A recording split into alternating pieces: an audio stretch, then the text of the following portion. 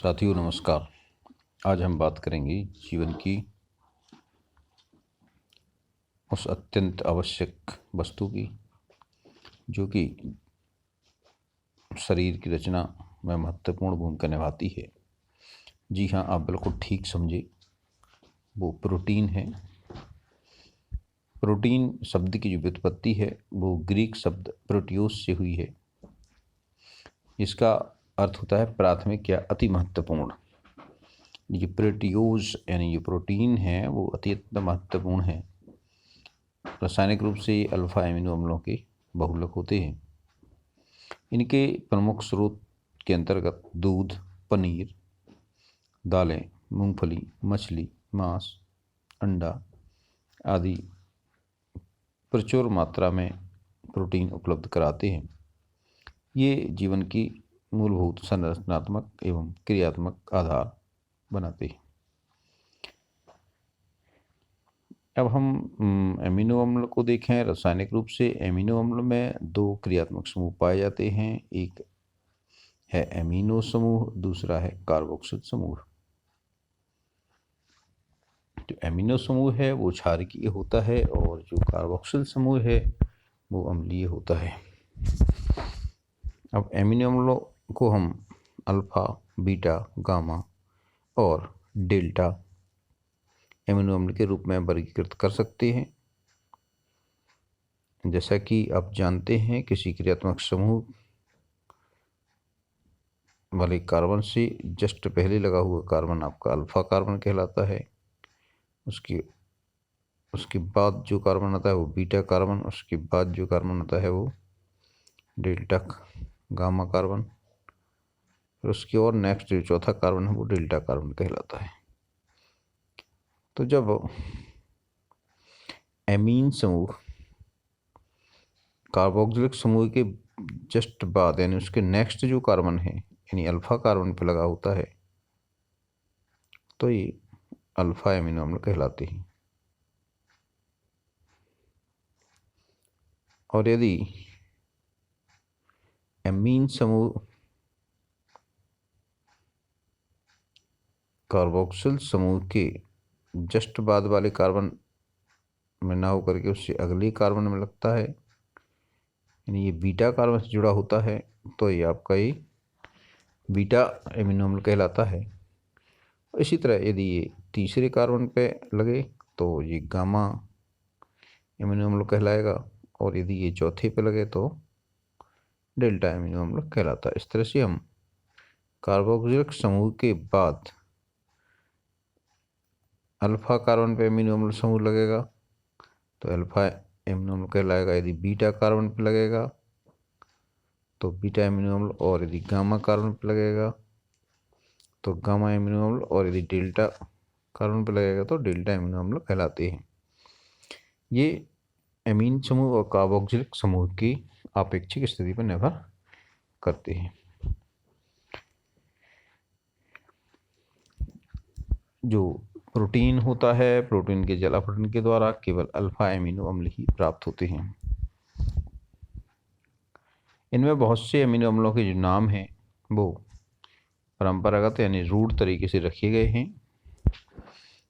ये इनके कुछ उदाहरण संदर्भ के लिए यहाँ दिए जा रहे हैं, जैसे कि ग्लाइसिन। ग्लाइसिन जो शब्द है ये ग्रीक शब्द ग्लाइकोस से बना है और ग्लाइकोस का अर्थ होता है मीठा। ग्रीक शब्द है ग्लाइकोज, ग्लाइकोस का मतलब होता है मीठा। और ये ऐसे जो एमिनो अम्ल है ग्लाइसिन, ये मीठे स्वाद का होता है, इसलिए इसका नाम ग्लाइसिन पड़ा है। दूसरा एमिनो अम्ल है टायरोसिन, और टायरोस शब्द जो ग्रीक भाषा का शब्द है इसका अर्थ होता है पनीर। हाँ, इस टायरोसिन को पनीर से प्राप्त किया गया था सबसे पहले, इसलिए इसका नाम टायरोस के नाम पर टायरोसिन पड़ा।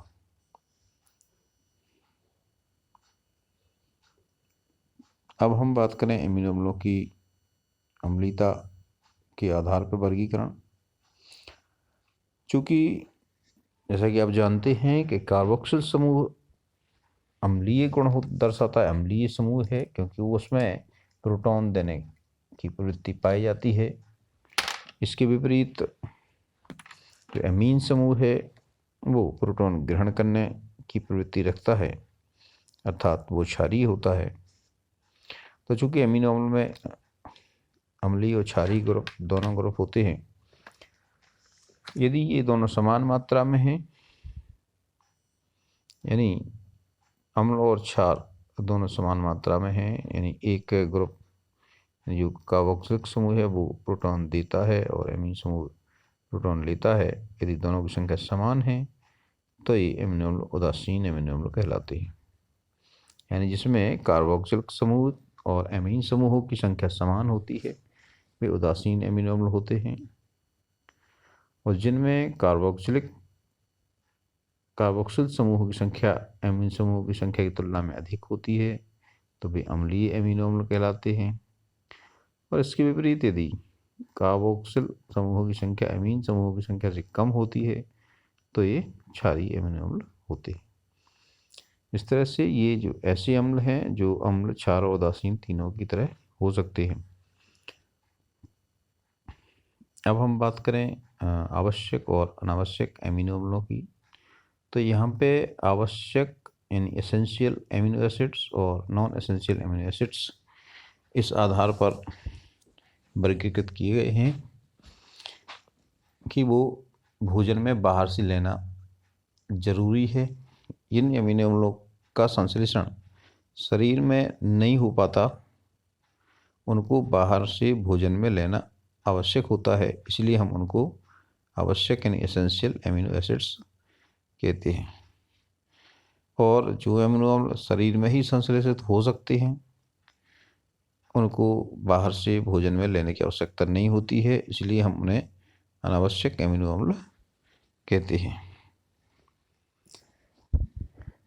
इस तरह से आवश्यक और अनावश्यक अमीनो अम्लों के रूप में इनका वर्गीकरण किया जाता है। अब हम इनके कुछ नाम देखते हैं। तो जो अमीनो अम्ल हैं इनका एक सामान्य सूत्र आपको यहाँ दिखाई दे रहा है। इसमें ये केवल अल्फा अमीनो एसिड्स हैं। इसमें देखिए सबसे ऊपर ये आपका कार्बोक्सिल समूह लगा है, उसके जस्ट बाद अल्फा कार्बन पे एमीन समूह लगा हुआ है और एक H लगा है और उसके बाद एक R लगा हुआ है। R समूह बदलता है इसमें, बाकी अन्य तीन चीज़ें सभी अल्फा अमीनो अम्ल में एक जैसी कॉमन रहती हैं। यदि हम R की जगह पे अलग अलग परमाणु या अणु या आयन प्रतिस्थापित करें तो बनने वाले जो अमीनो अम्ल हैं कुछ इस तरह होंगे। इनको हम 3 अक्षर के प्रतीक और 1 अक्षर कोड द्वारा भी दर्शाते हैं। यहाँ पे कुछ उदाहरण दिए गए हैं, आपकी एनसीईआरटी की पुस्तक में भी एक पूरी टेबल दी है, उनमें से ही कुछ यहाँ लिए गए हैं। जैसे ग्लाइसिन में यहाँ पे जो R बना हुआ है ऊपर, इस R की जगह पे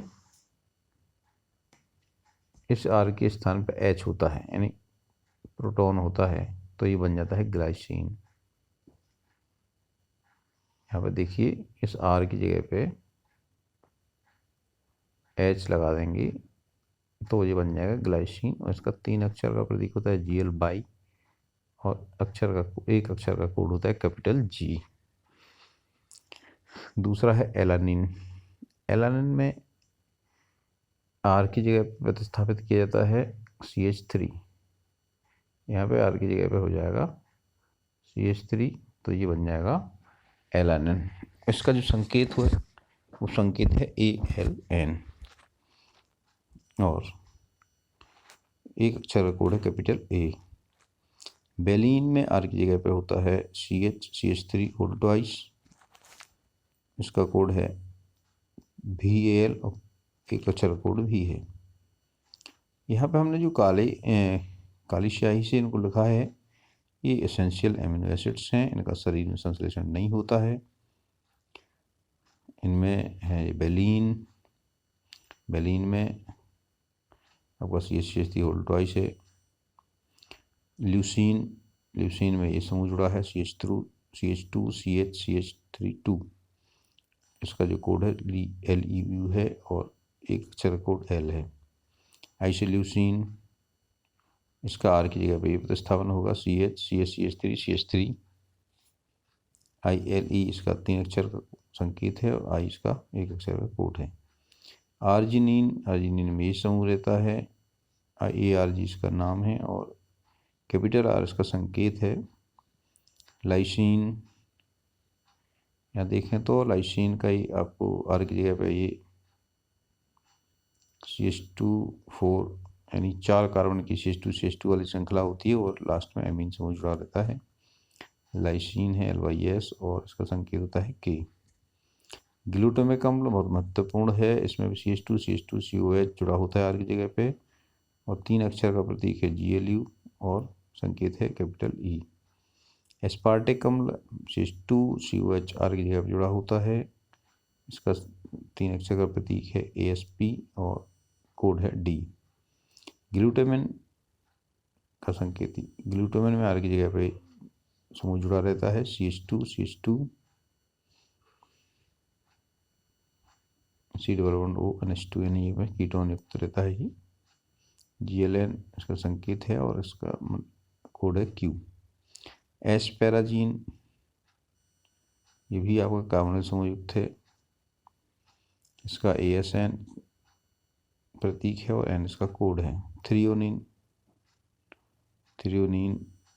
में देखिए CH3 CHOH इसका R की जगह पर प्रतिस्थापित होता है और THR इसका प्रतीक है और T इसका संकेत है। सेरीन में R की जगह पे CH2OH प्रतिस्थापित होता है और SER इसका प्रतीक है और S इसका कोड है। सिस्टीन में CH2SH यानी थायो अल्कोहल समूह लगा होता है, इसमें CYS इसका प्रतीक है और C इसका कोड है। मेथायोनिन में भी मेथॉक्सी समूह माने जो ऑक्सीजन की सल्फर करके थायोमेथॉक्सी समूह रहता है ये, इसका संकेत जो होता है MET होता है और कोड इसका M होता है कैपिटल में।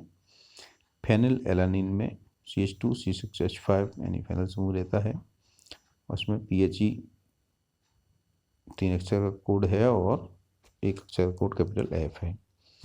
टायरोसिन भी एसेंशियल अम्ल है, इसमें R की जगह पर CH2 C6H4OH जुड़ा रहता है। जो CH2 C6H4OH जो पैरा पोजिशन पे रहता है, टायरोसिन का 3 अक्षर का संकेत TYR होता है और 1 अक्षर कोड कैपिटल Y होता है। ट्रिप्टोफैन, ये भी बहुत महत्वपूर्ण अमीनो अम्ल है, इसमें R की जगह पे समूह जुड़ा रहता है और संकेत TRP रहता है और इसका कोड W देता है। हिस्टीडीन भी बहुत महत्वपूर्ण अमीनो अम्ल है, इसमें R की जगह पे प्रतिस्थापित होगा और संकेत है HIS और कोड है H। प्रोलीन की संरचना दी गई है, इसमें R की जगह पे ये ग्रुप जुड़ा रहता है और इसका नाम का जो संकेत है 3 अक्षर का PRO है और 1 अक्षर का कोड कैपिटल P है। एमिनो अम्ल सामान्यतः रंगहीन क्रिस्टलीय ठोस होते हैं, ये जल में विलेय होते हैं और ये उच्च गलनांक वाले ठोस होते हैं। ये सामान्यतः एमिनो तथा कार्बोक्जिलिक अम्लों की तरह व्यवहार नहीं करते, बल्कि लवण की भांति व्यवहार करते हैं, क्योंकि इसमें दोनों तरह के समूह होते हैं। जो COOH यानी कार्बोक्सिल समूह है वो प्रोटॉन दाता है, यानी वो जल में H आयन यानी प्रोटॉन देता है, जबकि NH2 समूह प्रोटॉन ग्रहण करता है। इसके फलस्वरूप ये द्विध्रुवीय आयन बन जाता है, इसी को हम ज्यूटर आयन कहते हैं।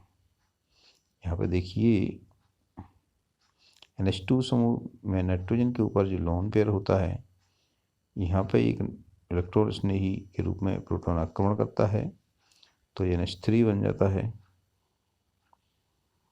और यहाँ पे O- बन जाता है, यहाँ पे प्लस चिन्ह आ जाता है। इस तरह से एक ही अणु में या एक ही आयन में दो विपरीत प्रकार के आवेश होते हैं, एक धनावेश और दूसरा ऋणावेश। इसको ही हम ज्यूटर आयन कहते हैं और एमिनो अम्ल में ये ज्यूटर आयन होता है। इस तरह से ये आपके हो गए एमिनो अम्ल। इसमें आपने पढ़ा alpha, beta, gamma, delta. Amino अम्ल क्या होते हैं और इसमें आवश्यक और अनावश्यक एमिनो अम्ल के बारे में भी जाना। एमिनो अम्लों की जो संरचना होती है उनमें कौन कौन से समूह हैं। उसमें दो समूह होते हैं, कार्बोक्सिल समूह होता है और अमीन समूह होता है। ये किस तरह से अम्लीय, क्षारीय, उदासीन अम्ल होते हैं। इनमें ज्यूटर आयन होता है, क्या होता है, ये सारी चीज़ें हमने जानी।